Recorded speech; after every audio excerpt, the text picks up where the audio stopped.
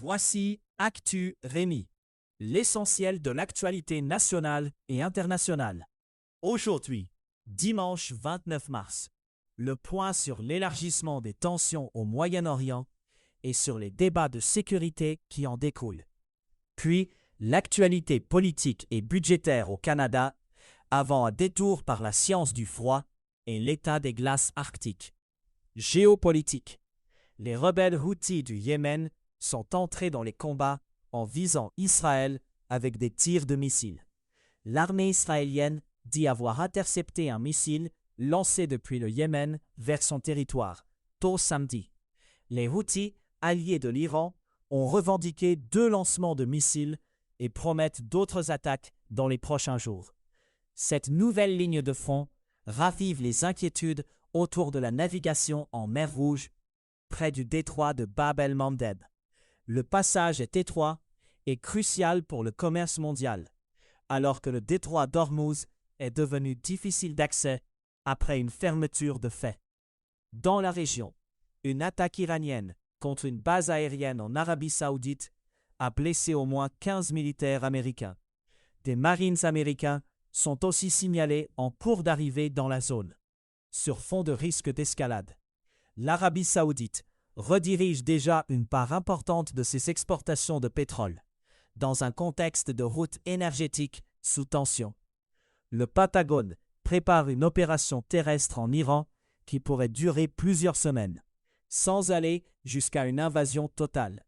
Les gardiens de la révolution, l'IRGC, profèrent des menaces visant des collèges américains au Moyen-Orient.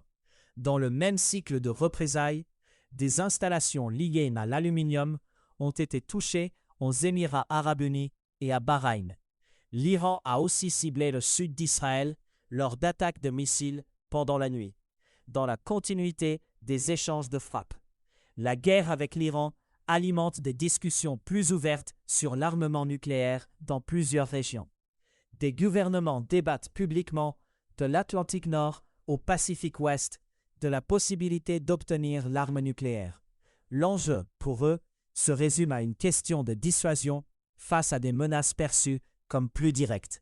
Ces débats s'inscrivent dans un climat où la sécurité nationale et les alliances sont redéfinies pays par pays. Canada. Le ministre canadien de la Défense affirme que l'OTAN voit désormais le Canada comme un allié fiable. Il associe cette perception à l'atteinte de l'objectif de 2% en matière de dépenses de défense. Le ministre parle d'une confiance renouvelée au sein de l'Alliance, après des années de pression sur les contributions.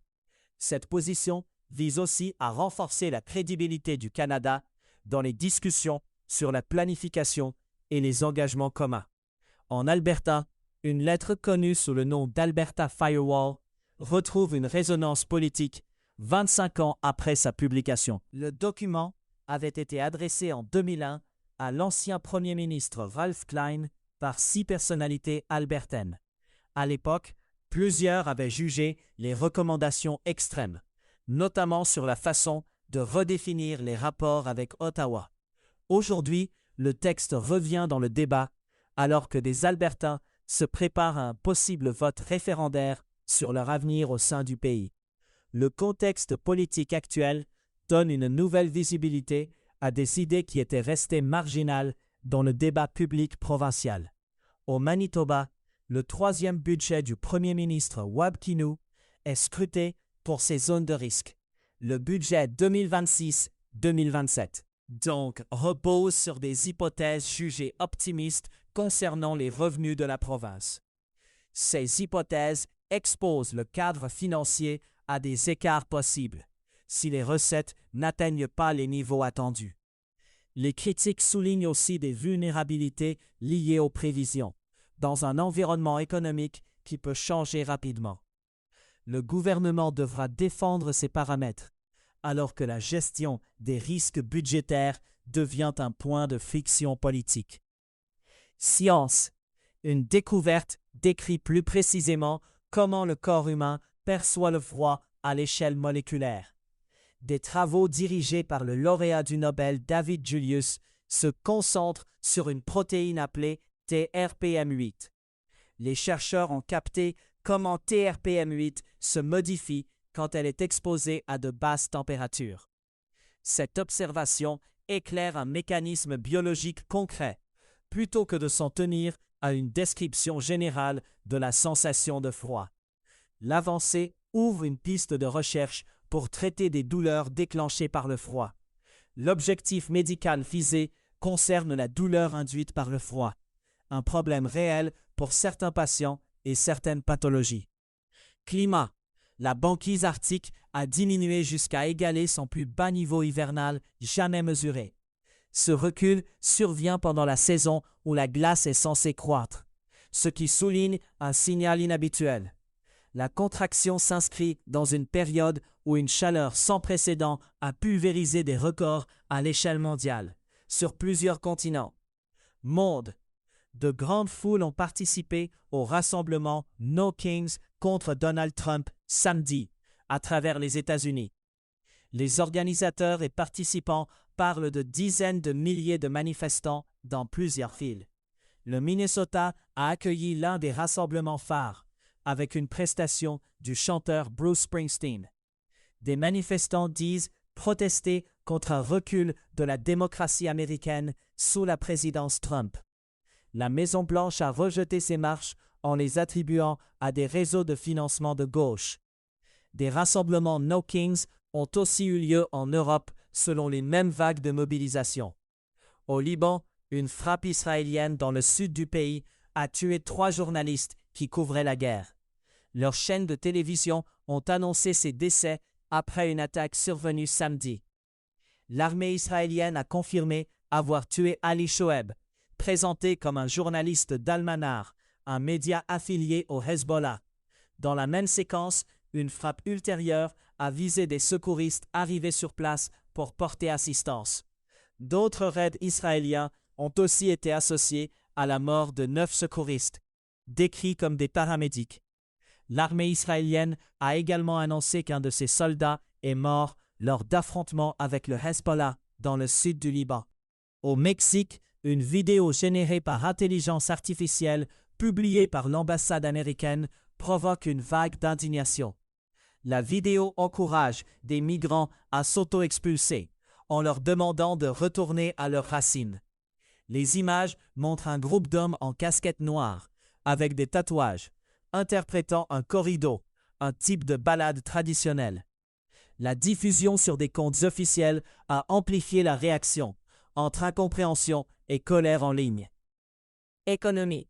Sur les marchés des matières premières et des devises, l'or s'établit à 4 495 $ américains, en baisse de 0% sur 24 heures.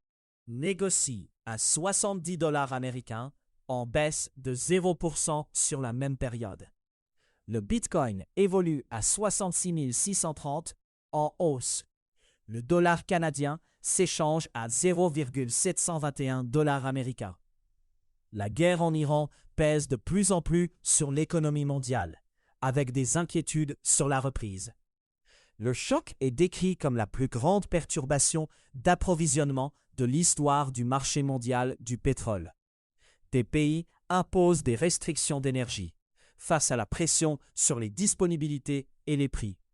La hausse de l'énergie risque aussi d'augmenter les prix des aliments dans les régions plus pauvres, par effet de chaîne. Les gouvernements et entreprises évaluent l'impact sur les transports, la production et les coûts de base des ménages.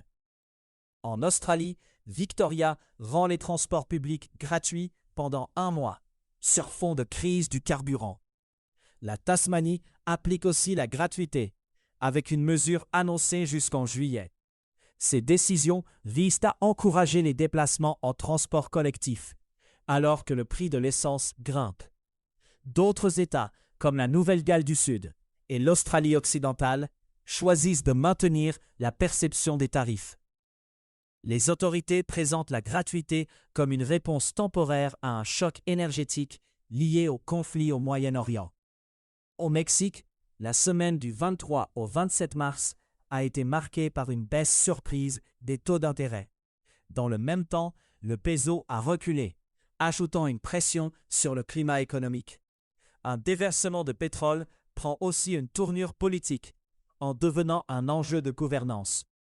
L'ensemble nourrit des frictions entre coût de l'emprunt, stabilité monétaire et gestion d'une crise environnementale. À savoir aujourd'hui, le 29 mars 1974, la sonde Mariner 10 a effectué un survol de Mercure, une première dans l'exploration de cette planète.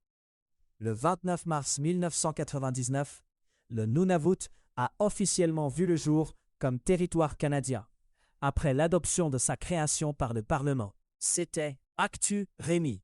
Visitez acturemi.news.